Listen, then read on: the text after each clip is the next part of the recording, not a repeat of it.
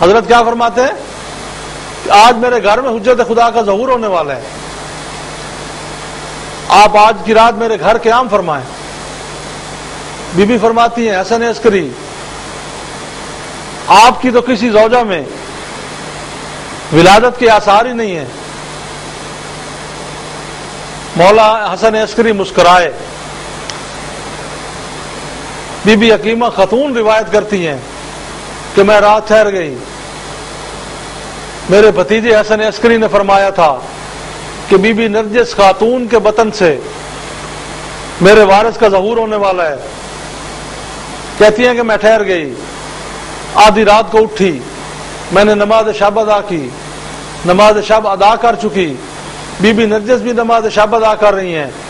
ہماری پیدائش اور ان کی ولادت میں فرق ہے، ان کا ظہور جو ہے، اب دیکھیے کہ بی بی نرجس نماز شب ادا کر رہی ہیں، بی بی حکیمہ خاتون بیان کرتی ہیں کہ درمیان میں سبز رنگ کا ایک پردہ حائل ہو گیا، نماز شب ادا کا ہونا تھا کہ پردہ حائل ہو گیا۔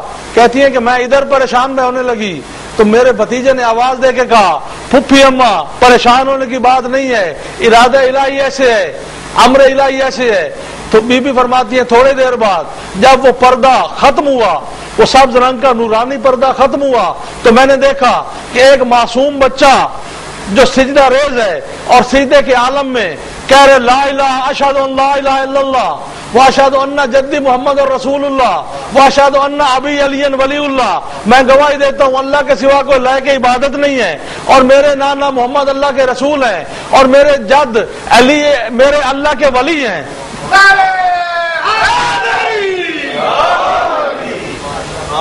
مولا فرماتے ہیں کہ میں نے کہا بچے کو میرے پاس لے آؤ، بچے کو پاس لایا گیا۔ مورخین لکھتے ہیں کہ امام حسن عسکری علیہ السلام نے اپنی زبان مبارک، دیکھیے یہ جو بچے ان کے ظہور کرتے ہیں نا، یہ غسل کے محتاج نہیں ہوتے، انہیں غسل کی محتاجی نہیں ہے۔ جیسے امام حسین علیہ السلام کی ولادت ہوئی تھی، پیغمبر اسلام تشریف لائے تھے، ام ایمن سے کہا تھا ام ایمن ذرا میرے حسین کو لے آؤ۔ ام ایمن نے کہا تھا یا رسول اللہ ابھی حسین کو غسل دینا باقی ہے۔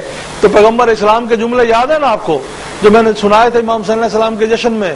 حضرت نے فرمایا تھا ام ایمن تو اسے پاک کرے گی جسے اللہ نے پاک و طاہر بھیجا ہے۔ اب امام حسن عسکری علیہ السلام کی خدمت میں لایا گیا۔ مولا حسن عسکری نے اپنی زبان اپنے بیٹے کے منہ میں رکھی، زبان منہ میں رکھ کے تھوڑی دیر زبان چوسائی۔ جب زبان چوس چکے مولا فرماتے ہیں اے میرے بیٹے کچھ ارشاد فرمائیے۔ حضرت کا یہ جملہ فرمانا تھا کہ امام محمد مہدی علیہ السلام نے صوف انبیاء کی تلاوت شروع کی، صاحب صراط و سوی علامہ ستین سرسوی آل اللہ مقامہ بیان فرماتے ہیں کہ حضرت نے صوف انبیاء کی تلاوت کرنا شروع کی۔ جب صوف انبیاء کی تلاوت کر چکے اس کے بعد زبور پڑھی، پھر تورات پڑھی، پھر انجیل پڑھی۔ اس کے بعد جب قرآن کی باری آئی تو مولا نے یہ آیت پڑھی وَنُرِيدُ أَن نَّمُنَّ عَلَى الَّذِينَ اسْتُضْعِفُوا فِي الْأَرْضِ وَنَجْعَلَهُمْ أَئِمَّةً وَنَجْعَلَهُمُ الْوَارِثِينَ۔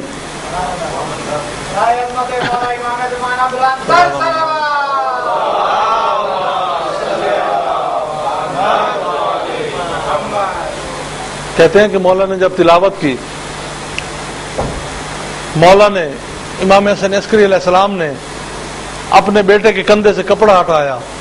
جب دائیں کندھے سے کپڑا ہٹا اس پہ آیت نقش تھی جال حق و وضحق الباطل ان الباطل کان زہوقا، آگے حق اور مٹ گیا باطل، باطل نے تو مٹنا تھا۔ یہ آیت دائیں کندھے پہ لکھی ہوئی تھی۔ نیند آ رہی ہے نا؟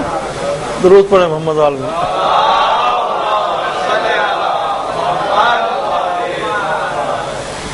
تو یہ آیت کو پڑھنا تھا۔ امام حسن عسکری علیہ السلام نے کہا کہ محمد مہدی کی ماں کی طرف لے جاؤ۔ بی بی نے بچے کو پیار کیا، بی بی نے بچے کو پیار کیا، پیار کر چکی۔ بی بی حکیمہ خاتون جب پھر امام حسن عسکری علیہ السلام کی طرف لے آئی، روایت کے جملے ہیں کہ کچھ پرندے آ گئے، ان میں کچھ طائران سبز تھے، سبز رنگ کے پرندے، کچھ سفید رنگ کے پرندے۔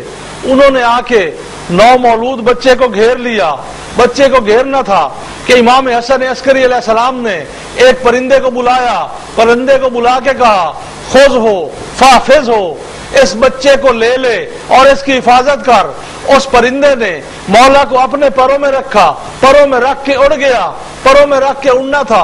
بی بی حکیمہ خاتون بیان کرتی ہیں کہ میں نے پوچھا حسن عسکری یہ پرندہ کون تھا جو ہمارے بچے کو لے گیا؟ میں نے کہا پھوپھی اماں پریشان ہونے کی بات نہیں ہے، یہ جبرائیل تھا، یہ میرے بیٹے کی حفاظت کے لیے آیا تھا، یہ ہر 40 دن بعد میرے بیٹے کو لے کے آئے گا۔ بی بی فرماتی ہیں کہ 40 دن بعد میں انتظار میں تھی کہ کب میرا بیٹا آئے اور میں پھر زیارت کروں۔ کہتی ہیں کہ جب میں 40 دن بعد گئی بیٹے کی زیارت کرنے تو دیکھا بیٹا ایسے تھا جیسے 2 سال کا بچہ ہو، 2 سال کا بچہ ہو۔ بس اس ملائے اعلیٰ میں حضرت تشریف لے جاتے، لے آتے۔ وجہ کیا تھی؟ وجہ میں نے عرض کی ہے کہ حاکمان وقت نہیں چاہتے تھے کہ نسل علی دنیا میں باقی رہے، زمانے کا امام دنیا میں باقی رہے۔ اللہ نے اپنی حجت کو باقی رکھنا تھا، اس لیے اللہ نے ان کی بقا کا انتظام بھی کر دیا۔ تو ولادت کا جب مومنین کو پتہ چلا، مومنین کا ایک گروہ آیا، انہوں نے کہا مولا ذرا وارث کی زیارت کرائیے، وارث کی زیارت کرائیے۔ مولا حسن عسکری فرماتے ہیں یہ ذرا پردہ اٹھاؤ، جہاں مومنین تشریف فرما تھے اس مقام کا پردہ اٹھایا گیا۔ ایک معصوم بچہ جو اپنے پاؤں پہ چل کے اپنے بابا کی گود میں آ کے بیٹھا، لوگوں نے کہا یہ ہمارے زمانے کے امام ہیں، کہا ہاں یہ تمہارے زمانے کے امام ہیں۔ جب یہ کہنا تھا تو ابن اسحاق بیان کرتا ہے کہ ہم نے اپنے کانوں سے سنا وہ معصوم بچہ اپنی زبان سے فصیح عربی میں کہہ رہا تھا انا بقیت اللہ، اللہ کا باقی رکھا ہوا میں ہوں، انا حجت اللہ، اللہ کی حجت میں ہوں۔ اسی طرح پھر مومنین کا ایک اور گروہ امام حسن عسکری علیہ السلام کی خدمت میں آیا، آ کے کہتا ہے مولا ذرا اپنے وارث کی زیارت کرائیں۔ مولا نے جا کے اندر سے مولا محمد مہدی کو اٹھایا، اٹھا کے باہر لے آئے، کہا یہ تمہارے زمانے کی حجت ہے، یہ تمہارا زمانے کا امام ہے، اس کا نام میرے جد محمد مصطفیٰ کے نام پر ہے۔ پیغمبر اسلام کی حدیث ہے، پیغمبر اسلام کی حدیث ہے کہ میرا آخری وارث محمد مہدی جس کا نام میرے نام پہ ہوگا، جو میری بیٹی فاطمہ زہرا کے بطن میں سے ہوگا، فاطمہ زہرا کی اولاد میں سے ہوگا، اولاد زہرا ہوگا۔ اب بڑے بڑے لوگوں نے مہدویت کا دعویٰ کیا، عجیب عجیب دعوے ہوئے، مگر یہ جو حدیث پیغمبر ہے یہ کسی کو کامیاب نہیں ہونے دیتی، کیونکہ اولاد زہرا کا کوئی شخص غلط دعویٰ کر ہی نہیں سکتا۔ درود پڑھیں محمد وعلی محمد۔ یہ تو 1:15 بج گیا، کافی ٹائم ہو گیا، پھر درود پڑھیں محمد وعلی محمد۔ آخری ایک چھوٹی سی بات میں عرض کر کے تو پھر انشاءاللہ اعمال شروع کرتے ہیں۔ حضور فرماتے ہیں کیف انتم وابن مریم فیکم والامام منکم۔ پیغمبر اسلام فرماتے ہیں اس وقت تمہارا کیا عالم ہوگا جب ابن مریم تمہارے درمیان ہوگا۔ ابن مریم کون ہے؟ حضرت عیسیٰ۔ جب ابن مریم تمہارے درمیان ہوگا اور امام تمہارا ہوگا، ابن مریم نبی امام کے پیچھے نماز پڑھے گا، حضرت عیسیٰ میرے امام کے پیچھے نماز پڑھے گا۔ جب نماز کا وقت ہوگا کعبۃ اللہ میں مصلی بچھایا جائے گا، امام زمانہ حضرت عیسیٰ سے کہیں گے آئیے اللہ کے رسول نماز پڑھائیے۔ حضرت عیسیٰ کہیں گے، حضرت عیسیٰ کہیں گے کہ میں بنی اسرائیل کا رسول ہوں، میں بنی اسرائیل کا رسول ہوں، ہماری نبوت ہماری رسالت فقط بنی اسرائیل تک محدود ہے، یہ مصلی ہے عالمین کے رسول کا، یہاں وہ نماز پڑھا سکتا ہے جو عالمین کے رسول کا جانشین ہو۔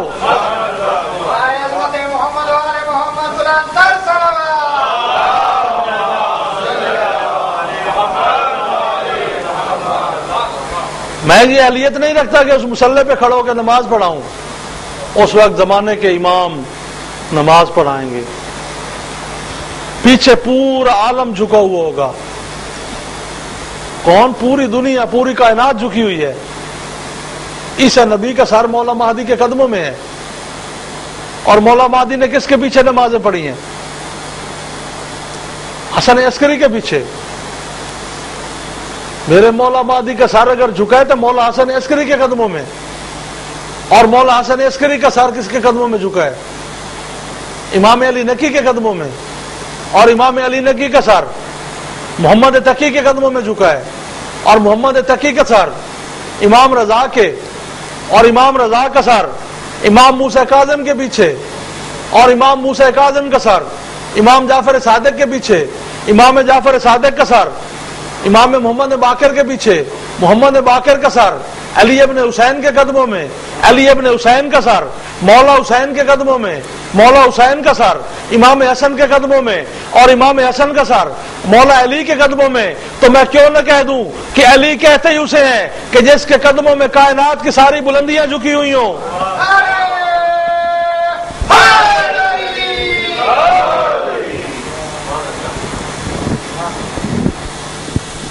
بار الہ ہماری اس حاضری کو اپنے عظیم دربار میں شرف قبولیت عطا فرما۔ آج کے اس مولود مسعود کی عظمت کا صدقہ بار الہ ہمارے حاجات پورے فرما۔ بار الہ جو مومنین مومنات دنیا بھر میں جو حاجات رکھتے ہیں سب کے حاجات پورے فرما۔ ہمارے ان اٹھے ہوئے ہاتھوں کو خالی نہ لوٹانا میرے اللہ۔ اس پرسعید روز میں پرسعید موقع پہ بار الہ ہم سب پہ اپنا فضل و کرم فرما۔ ہمارے گناہ معاف فرما، ہمارے والدین کے گناہ معاف فرما، ہمارے مرحومین کی مغفرت فرما، دنیا بھر کے مومنین کو حفظ و امان عطا فرما۔ اس پر آشوب دور میں دنیا بھر کے مومنین کی عزتیں محفوظ فرما، مال و اولاد محفوظ فرما، سب کو صحت و شفا یابی عطا فرما، اور ہمارے زمانے کے وارث کا جلد ظہور فرما، ہمیں ان کے اعوان و انصار میں شمار فرما۔ ہماری دعاؤں کو شرف قبولیت عطا فرما، بحق زہرا و ابیہا و بالہا و بنیہا و سر المستودع فیہا، اللہم صلی علی محمد۔